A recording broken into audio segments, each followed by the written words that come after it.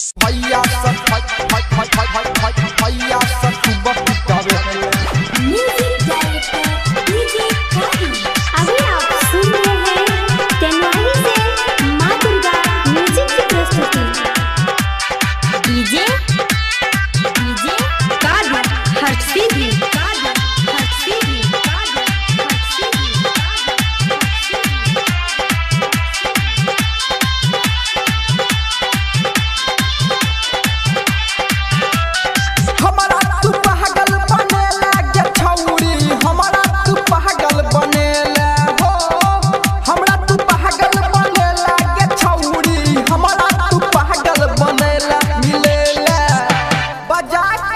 भैया सखुबा पिटा बेहला के छौरी भैया सखुबा पिटा बेहला मजा के भैया सखुबा पिटा बेहला के छौरी भैया सखुबा पिटा बेहला हमारा तू पागल बनेला के छौरी हमारा तू पागल बनेला हो हमरा तू पागल बनेला के छौरी हमारा तू पागल बनेला मिलेला बजा के भैया सखुबा पिटा बेहला के छौरी भैया सखुबा पिटा बेहला बजा के भैया सखुबा पिटा बेहला के छौरी भैया सखुबा पिटा बेहला डीजे काकी हर्षी भी हर्षी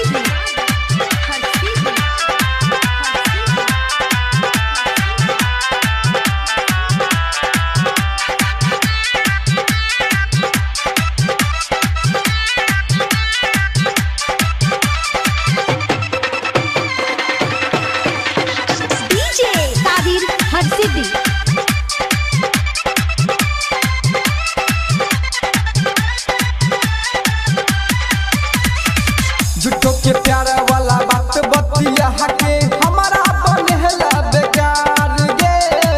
तोरो चक्कर में कहनै छी अखनो भेले या पागल के हाल गे झूठो के प्यारा वाला बात बतिया हके हमारा बनेला बेकार गे तोरो चक्कर में कहनै छी अखनो भेले या पागल के हाल गे हमारा तू पागल बनेला के छौरी हमारा तू पागल बनेला हो हमरा तू पागल बनेला के छौरी हमारा तू पागल बनेला मिलेला बजा के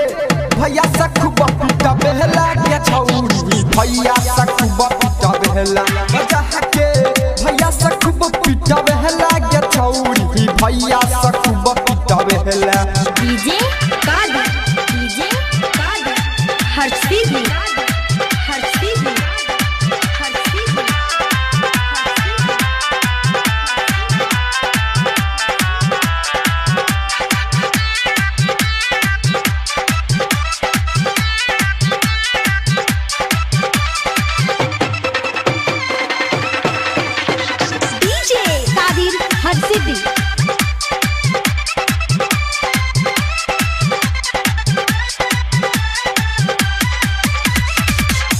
के लहाली किहनो कर देलियो तोहरी एक तहरा के हाथ पर जमीन खिलियो होटल जहा के कोहना बिसर जाऊ बहात का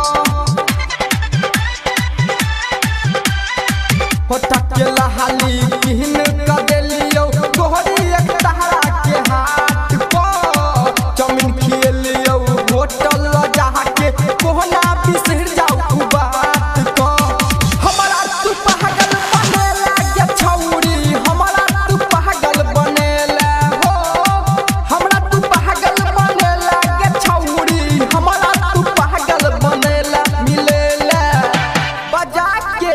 भैया सखुबा पिटा बेहला के छौरी भैया सखुबा पिटा बेहला बजा के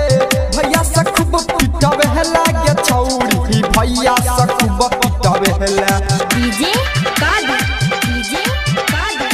हर्षी भी अभी आप सुन रहे हैं तेनवाही से मां दुर्गा म्यूजिक की प्रस्तुति।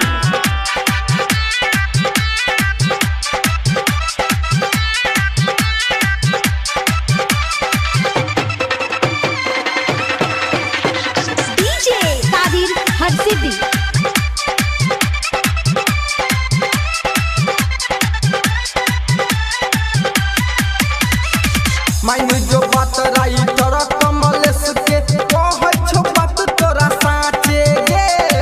कुंदन गायक सोनू कहै छौ घुमबौ नै तोरा पाछे गे मायने जो बात राइटर कमलेश के कहै छौ बात तोरा साचे गे कुंदन गायक सोनू कहै छौ घुमबौ नै तोरा पाछे गे हमरा तू पागल बनेला गे छौरी हमरा तू पागल बनेला हो हमरा तू पागल बनेला गे छौरी हमरा तू पागल बनेला मिलेला बजा के भैया सखुब पिटा बेहला गे छौरी भैया सखुब पिटा बेहला बजा के भैया सखुब पिटा बेहला गे छौरी भैया सखुब पिटा बेहला।